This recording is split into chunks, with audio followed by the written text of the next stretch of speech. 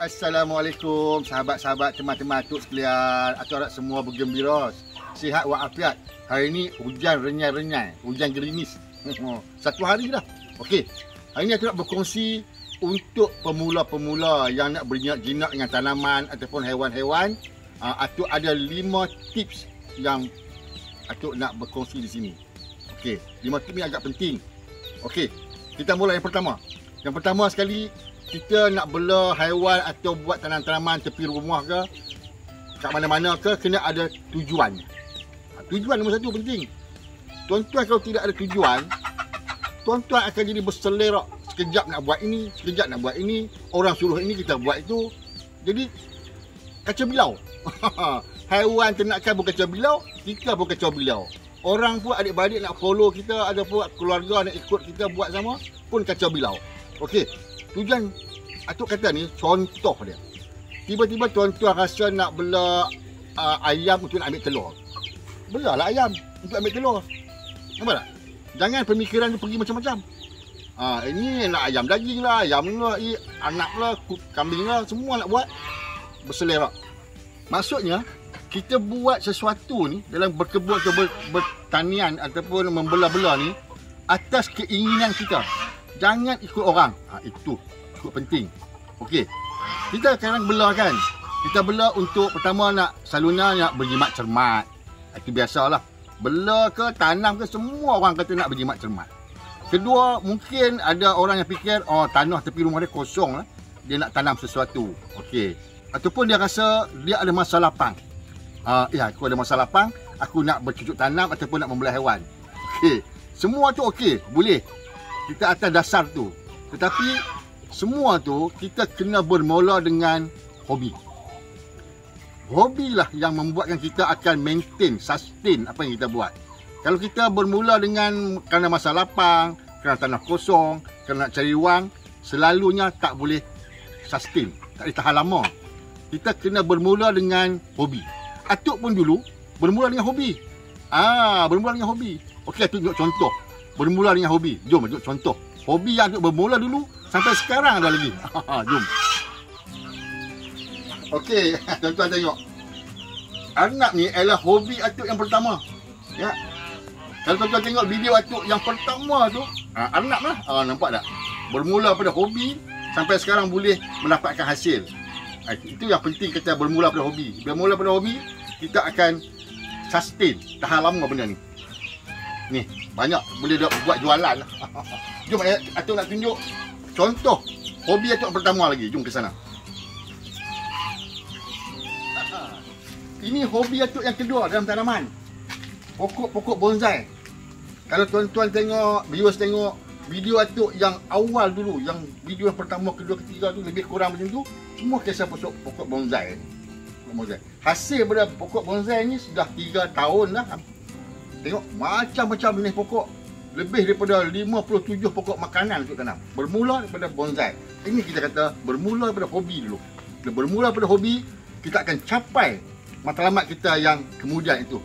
Untuk berjimat cermat, untuk dapat makanan-makanan yang sihat, dapat memenuhi kawasan yang lapang, dapat memenuhi masa kita. Itulah pentingnya.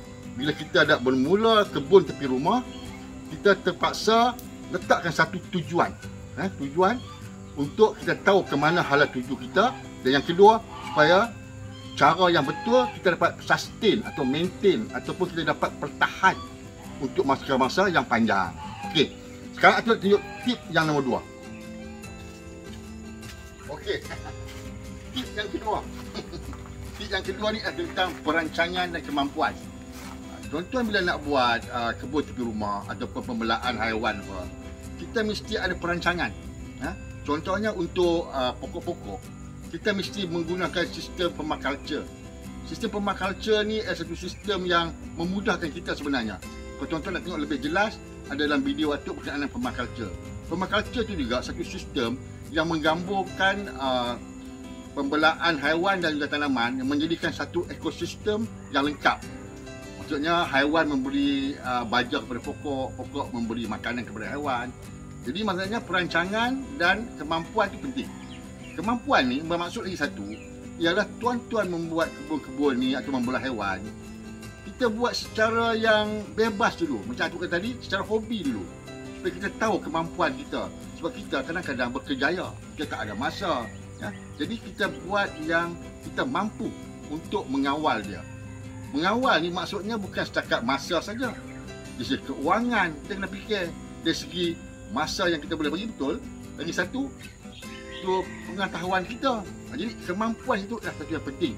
Jangan kita buat membabi buta begitu, rugilah, rugi. Maknanya kita habis duit, kan.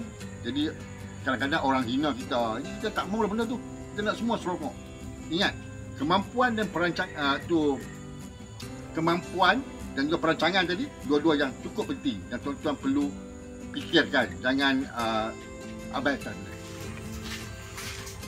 Okey, aku nak tunjuk dari segi perancangan.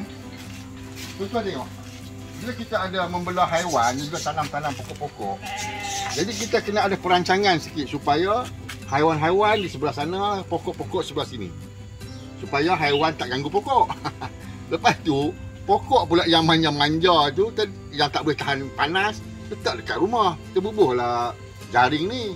Itulah satu perancangan. Kena ada perancangan. Tak boleh kita bela gitu saja. Nanti pokok tu bila dia tak hidup, kita akan salahkan benda lain pula. Padahal perancangan kita tak betul. Lepas tu sedikit demi sedikit kita buat perancangan tu. Kita jangan tanah kita kalau ada tu semua nak guna terus. Tak boleh. Kita kena sedikit demi sedikit. Itu sebab Atuk kata tadi, kita buat dalam bentuk hobi dulu sedikit.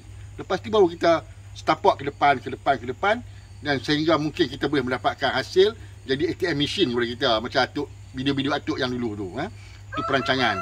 Kemampuan lagi satu, kemampuan jangan kita terlampau gairah, buat yang banyak tapi kemampuan tak ada. Yang Atuk sebut tadi, kita bekerja kan, kita tak ada masa, jadi kita tak ada ilmu, pokok-pokok kita ataupun haiwan kita akan mati, rugi kan. Itulah yang perancangan dan juga kemampuan kita kena ambil kira. Cukup penting kan? Ini bukan saja sonok-sonok buat, kita kena ada macam tu, barulah ada bermanfaat. Okey, baru sekarang nak masuk yang ketiga pula. Okey, apa dia yang ketiga? Jom ikut tu.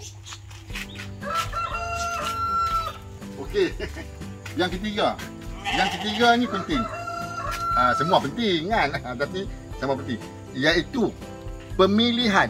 Pemilihan pokok, pemilihan haiwan, juga pemilihan alatan. Benda-benda ni semua tuan-tuan kena ada kira-kira sikit. Pokok apa nak tanam? Contoh, pokok yang tanam ni pokok-pokok yang tuan-tuan selalu guna, yang rasa pedas dia. Contoh pokok cili, ataupun pokok serai, ataupun untuk color-color dia pokok pandan. Pokok-pokok yang muda-muda yang tuan-tuan nak guna, dia pokok limau. Itu pokok-pokok. Lepas tu perlahan-lahan ditambah kepada pokok-pokok yang agak manja, macam pokok ni kucai, pokok tu macam-macam lagi lah pokok. Atuk banyak lagi ni. Kalau tuan-tuan tengok, sebelah sini pun ada pokok lagi, belakang tuan-tuan pun ada pokok lagi. Semua pokok-pokok yang Atuk nak makan. Tengok cili, pokok cili, semua ada. Pokok terung, semua Atuk nak guna. Ini orang kampung guna. Pokok sirih Atuk jarang guna. Okey, itu pemilihan pokok-pokok. Pemilihan haiwan serupa juga. Mulanya mudah. Macam Atuk mula dengan arnab. 3 tahun dulu Atuk mula dengan arnab. Sekarang Atuk dah ada arnab, ada ayam kampung, ayam Arab, ayam Brahma, ayam Belanda, kambing. Nampak? Tambah-tambah. Kerana kita dah belajar dulu, jadi kita menambah-nambah bahan-bahan ayam, ternakan ni, kita rasa macam okey lah. Semakin confident. Itu juga dengan alat-alat. Tengok sini. Macam alat. Gergajinya lah, skop-skopnya lah, kena ada. Comel-comel cukup nanti di rumah kan. Lepas tu polybag. Lepas tu tengok belah sana. Ni polybag. Yang kecil ada, yang besar ada. Polybag. Lepas tu ni sudu-sudu untuk nak guna cedok tanah. Pasu. Banyak pasu. Tapi tuan-tuan tak belilah banyak, tak perlulah beli pasu banyak-banyak gini. Beli serba sedikit saja. Buat sedikit demi sedikit. Tapi Atuk dah 3 tahun. Dah banyak ni Sebab dia akan terjadi sendiri dia. Lepas tu dia jenis baja, baja kopi lah, macam baja. Jadi buatkan tempat yang khas ni, ya, dengan ikan boleh. Jadi tuan nampak, dalam kita buat ini, kita pemilihan kepada alat-alat, haiwan, tumbuhan, kita kena ada pemilihan sikit. Jangan asyik nak tanam, kita pun tak tahu pokok apa, kita pun tak sempat jaga. Itu semua punca-punca nak bagi kita lemah semangat. Okey, itu yang ketiga. Jom, Atuk tunjuk yang keempat pula. Okey, tip yang nombor 4. Tip yang nombor 4, kalau kita nak berkebun atau bertani ataupun membela haiwan-haiwan ni, kita kena berkawan. Berkawan ni maksudnya kita berkawan dengan orang yang bela seekor, 2 ekor pun kena berkawan.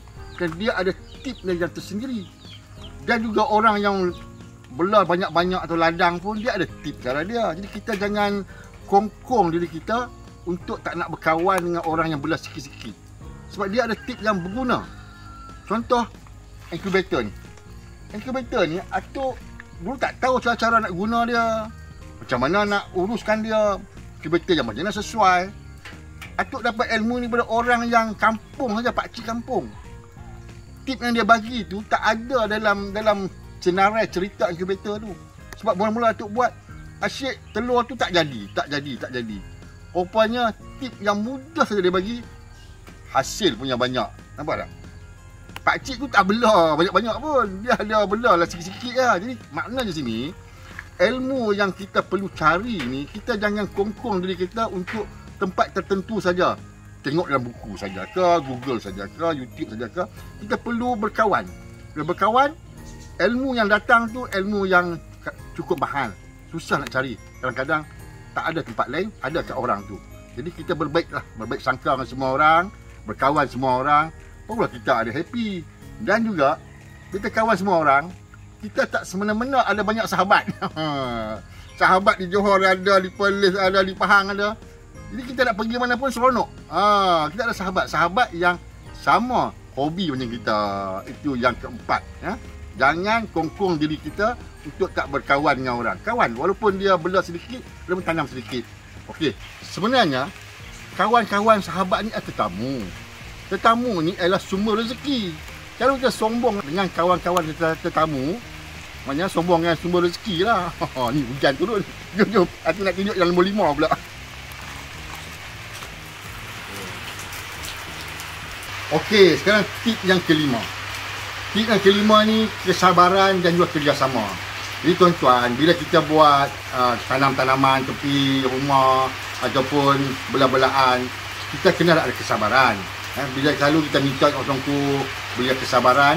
Jadi bila ada masalah, itulah akan datang kesabaran tu. Jadi kita ada masalah, kita hadapi dengan penuh keyakinan. Kita buat elok-elok dan kerjasama adik-beradik, anak isteri, cucu, menantu semua perlu untuk beri semangat kepada kita. Kalau tak ada kerjasama daripada mereka semua, sekurang-kurangnya sokongan. Jadi tak adalah kita nak tumpang semangat orang, semangat adik-beradik. Jadi bila ada, baru kita rasa datang masalah, kita nak buat lagi. Jadi dia orang pun tolong-tolong kita sama. Jadi itu penting. Last itu yang kelima tu, kesabaran dan kerjasama tu penting. Kalau tuan-tuan ada semua ni, tip yang pertama tadi, kedua, ketiga, keempat, kelima, insya-Allah tuan-tuan akan berjaya mengharungi masalah semua untuk nak buat tanaman ataupun belaan tepi rumah, dan dari situlah mengorak langkah kepada memenuhi cita-cita untuk dapatkan hasil yang lebih, makanan yang sihat, ataupun bertambah lagi kepada bentuk ladang. Jadi itulah Atuk harap apa yang Atuk cuba beritahu di sini. Jadi satu pedoman kepada pemula-pemula untuk memulakan tanaman ataupun belaan tepi rumah sehingga last sekali berjaya. Dan banyak orang-orang yang berjaya membuka ladang ataupun membuat membela kambing atau lembu, hasil bermula daripada yang kecil. Jarang yang terus besar, melainkan dia duit banyak, satu syarikat besar, memang macam tu. Tapi kalau orang biasa macam kita, selalunya memang bermula daripada kecil. Jadi bermula daripada kecil itu, inilah punca dia yang tadi 5 tip ni. Okey? Aku harap semua bergembira, dapat manfaat. Assalamualaikum, bye-bye.